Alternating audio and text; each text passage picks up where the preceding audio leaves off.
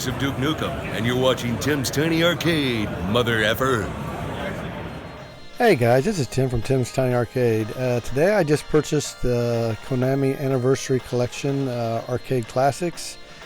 This came out probably a year ago, but they have it on sale for like $4.99 on Xbox right now, so I picked it up. It has 8 games on it. A lot of shooters on this, and so if you like shooting games, this is the way to go. It's got Scramble, Twin B, Gradius, which is a side-scroller shooter. It also has Life Force, which I played a lot of that on the NES back in the day. Game I'd never played before, Typhoon, which came out in '87. And then this one is Haunted Castle, Castlevania kind of game. Next one is Vulcan Venture, which I had never played this one before, so this will be the first time I've played that. Thundercross, another shooter.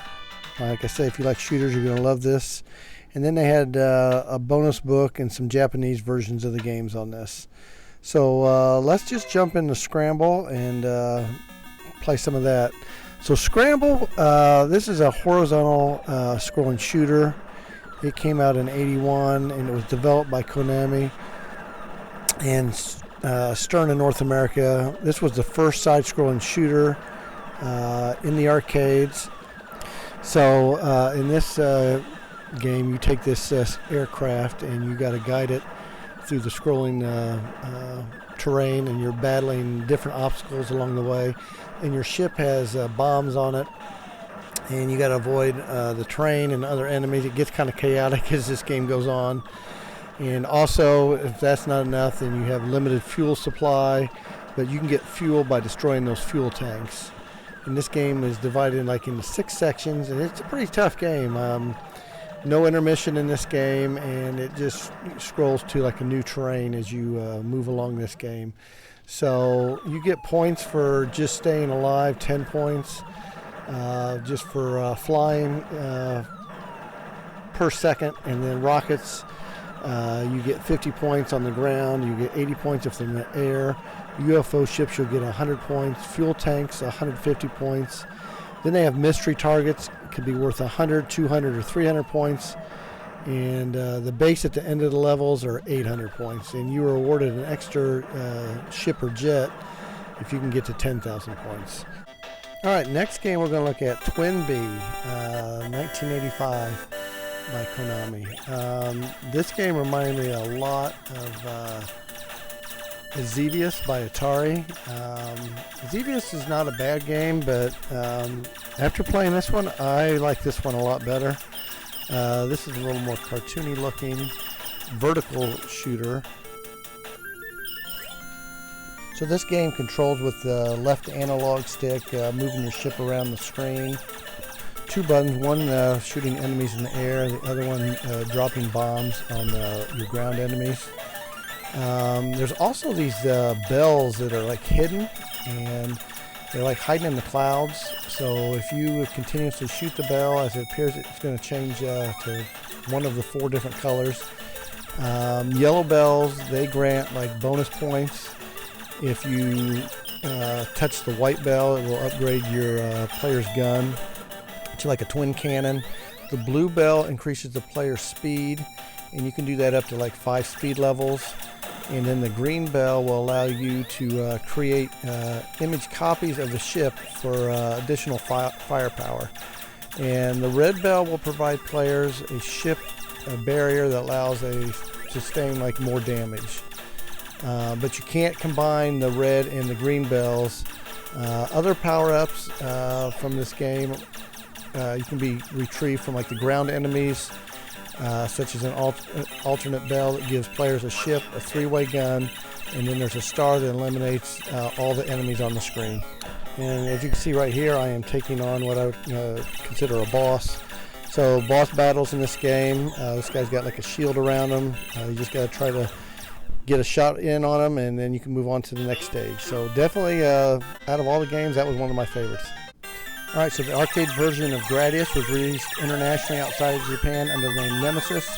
I play Gradius a lot on the NES. This is another side-scroller shooter. A lot going on. Upgrade your weapons and stuff. Pretty fun game. I played, like I said, a lot of this because I own the cartridge, but this is the arcade version of the game. The next one, Life Force, another one I played quite a bit on the NES. And this being the arcade version. Super fun game. I love this game. You can upgrade your weapons in this one where there's so much going on the screen. The weapon I got now is like one of my favorites, but I think the official name might be like the pulse laser. But see, you got missiles, then those little things follow my ship are like extra little guns where bullets can be fired across the screen. So you can get a lot of ammunition on the screen to help protect yourself because there's a lot going on. I hate those little arms that come after you. They chase you. Then you just got to just fight your way through here. There's also on this level boss battles, and so I mean this is kind of this. I always thought of this game as kind of like the space game of Contra for me. You know, I always loved Konami's Contra.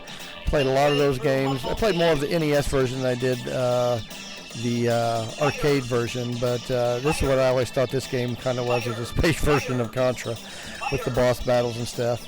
And just, you know, so cool, all the different, like that last part, just shooting through that wall and then the walls closing behind you. Now in this part here, you got to take out that eye, and you can only shoot one direction right here, so the two arms are going to come out after you, kind of chasing you here. So you got to maneuver yourself around the screen and try to be able to get some hits on his eyeball. Move behind it, those arms chasing you. You don't want those to get you because you'll die. So there's the eye right there in front. Try to swing around, get some hits on it. Just all you got to do is just keep avoiding it. Move around, and then boom, you can maybe get some more shots on it. There we go, I got it. Then this game will change to a vertical shooter on the next one. Next game here, Typhoon. I said like this is the first time I played this one. I don't know if I like this one that well. You got your little cursor there. You can take the ships out, but then there's missiles that are firing at you. This is level 1 where you got to take out the battleship or whatever. You know, it was okay. Not one of my favorites on this 8 games that you get here, but I'd never played it before. First time playing it, so I thought it was okay. Probably my least favorite game on this was this one here, Haunted Castle. You know, Castlevania game, but I think the NES version and the Super Nintendo or Super Castlevania were a lot better than this one. Just kind of an oddball to be on this because everything else was a shooter. Then you got Vulcan Venture. It's also known as Gradius 2 also, so this is another horizontal scrolling shooter. Haven't really played this a lot. I've played it some in the past, but you know, it's got these big fiery looking snakes that are shooting these fireballs at you, and then these little fiery planets that you got to avoid. So you get quite a few of these snakes on the screen. It gets kind of difficult as they're all firing these little fireballs at you. As you can see, there's it gets kind of difficult, especially I think you can have up to right here. We got 3 snakes on the screen, and I'm about ready to die right there. The last game we got on here is called Thundercross, and this is came out in 1988.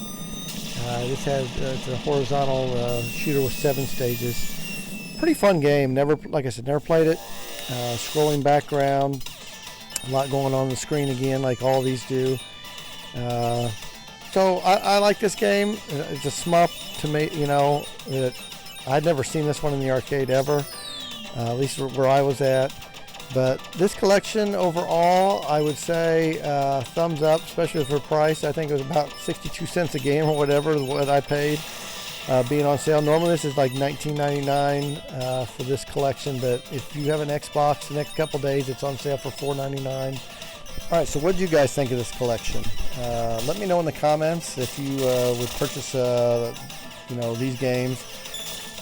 I overall like it. I probably would not have paid the $19.99, but $5 was that was the price point I would pay for these games. Overall, there's some pretty good games on this collection. Just wanted to let you guys know, next week, next Saturday, I'll be doing an interview, me and my friend Tom Young. Saturday night, 7:30, we're going to be doing an interview with Dan Kitchen. Hopefully that all works out. We'll be talking about the new Gold Rush that's coming to the Atari 2600 later this year, and we'll be talking about Activision. When he worked at Activision, he was one of the original Activision game designers. So anyway, please give this a thumbs up, and hopefully we'll see everybody next Saturday night with Dan Kitchen. Until next time, guys, I'll talk to everybody later.